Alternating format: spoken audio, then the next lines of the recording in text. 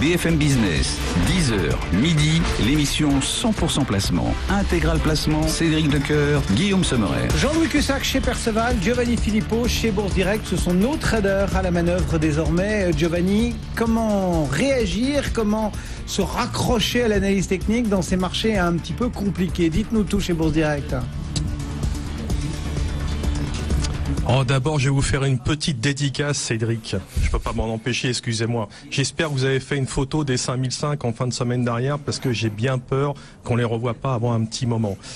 Donc, ceci dit, passant trêve de plaisanterie, l'effet Mario Draghi donc s'est évaporé au tapis. Comme je vous l'avais signalé, il faut faire très attention au bruit et aux évidences. Pour moi, les évidences, elles sont avant tout techniques.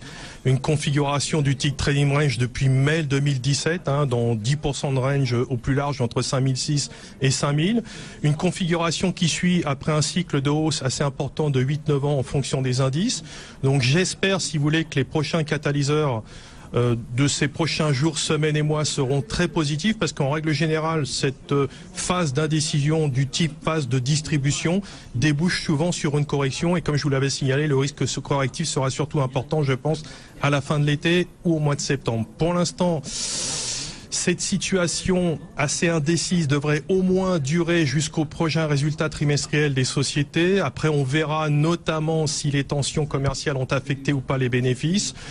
En stratégie de moyen terme, je conserve toujours un petit billet neutre, une perspective encore haussière à moyen terme. Donc on conserve au-dessus de 5163 et qui plus est au-dessus de 5245. Peu de potentiel, je pense, au courant de l'été. Une spéculation, je pense, et des mouvements assez limités. Donc comme je vous l'ai dit, risque correctif plutôt pour moi à l'automne. Donc à très court terme, bon, là, je vais être totalement transparent en ce qui me concerne. Nous, on a shorté hier. Voilà, la photo est assez claire. Le signal technique était important. Donc, contre-pied, ouverture en gap. Dans l'état actuel des choses, j'ai allégé de moitié le short. Donc, on assiste toujours à un jeu à somme nulle. Tout est fréquemment invalidé dans un sens comme dans l'autre. Sauf exceptionnel, les intérêts spéculatifs devraient rester limités, comme je vous l'ai dit, jusqu'à la prise de pouls de la micro. Je privilégie toujours, moi, l'alternance avec un billet vendeur, notamment sur signal et sur nouveau point haut. Donc, dans l'état actuel des choses, on reste vendeur sous 5455 et qui plus est sous 5387.5. On pourrait éventuellement renforcer, si la moyenne mobile à 50 jours sur le futur, qui est située à 5401, restait durablement en résistance. Là, on surveillera 5355 qui est un niveau très sensible, une zone tampon d'ailleurs qui pourra amortir le choc entre 355 et 328 et la cible pour moi c'est 246 à plusieurs jours sachant que le niveau de retracement est situé à 210. Bon. Voilà.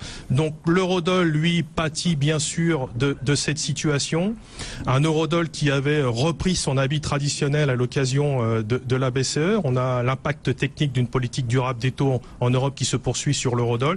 Attention sur l'eurodoll, si on venait à glisser sur 1,1450, c'est un gros warning. Gros warning en deçà, sous peine de réveiller, si vous voulez, le spectre du risque systémique en zone euro. Donc dollar également vendeur sous 1,1730 et qui plus est sous 1,1670. Merci Giovanni. Scénario chez Perceval, Jean-Louis, comment est-ce que vous le travaillez ? Avec prudence, on va dire. Donc là, on a fait ce qu'on appelle un gap à la baisse. On a ouvert en dessous du plus bas de la veille et en nette baisse par rapport à la clôture puisque le marché s'était repris hier soir. Donc on fait un plus bas depuis le 31 mai avec un petit peu de volume. Bon, c'est vrai. Il y a une alerte en cours, mais cette alerte, si vous voulez, n'est pas encore déclenchée. Je passe vendeur, moi, sous 5330 futur juillet. Donc voilà, c'est clair. 30-20, enfin bon, dans cette zone. Il n'y a pas trop de relais depuis 9 heures. Qu'est-ce qu'on observe? Pas trop de variations inquiétantes sur les valeurs du groupe A. Bon, il n'y a pas mort d'homme. J'ai envie de dire que c'est impressionnant ce repli, mais pas alarmant. C'est toujours la même chose. La question se pose. Elle doit se poser. On a fait des replis parfois extrêmement violents et puis on est reparti comme si de rien n'était. Et inversement, dans le vide, encore une fois aussi, jeudi dernier, on est reparti à la hausse sans rencontrer de moindre résistance et surtout, et c'est vrai, il n'y avait pas de quoi passer très optimiste. Donc on a souvent un coup billet baissier, billet haussier, une alternance. Mais sur le fond, on n'a pas de changement majeur. Et quand on regarde comme ça justement le comportement de ces grosses valeurs, on n'a pas l'impression qu'il y ait d'intervention de gestion qui commence à se dire bon voilà, il y a un changement de scénario, il faut alléger les portefeuilles. J'ai toujours cette impression que pour l'instant personne ne bouge vraiment, avec une parfaite compréhension et connaissance de l'environnement, des menaces qui vont avec, etc. Donc la baisse et le marché restent dans des limites, on va dire raisonnables pour l'instant encore. Et ce comportement du marché est assez cohérent avec les propos que je vous rapportais, c'est-à-dire manque de densité, manque de drivers, manque de conviction, ça c'est une certitude. Mais c'est vrai, on a une alerte, on est en train de baisser, on revient au plus bas. Mais pour le coup, par rapport à 9 heures, on voit bien quand même que ce relais est extrêmement modéré, il n'y a quasiment pas. Donc on va rester comme ça sur ce phénomène d'alerte, on va être hyper prudent. Moi je faisais acheter ce matin sur le niveau de 5365. Bon, on l'a fait, on a rebondi une première fois, donc je suis ressorti à 83, je viens de racheter en double appui en ayant bien conscience que ça reste fragile. C'est très mou. Voilà, là, je viens d'acheter il y a 2 secondes à 66 et il y a 2-3 minutes et on est toujours à 67. Donc il n'y a pas d'écart significatif.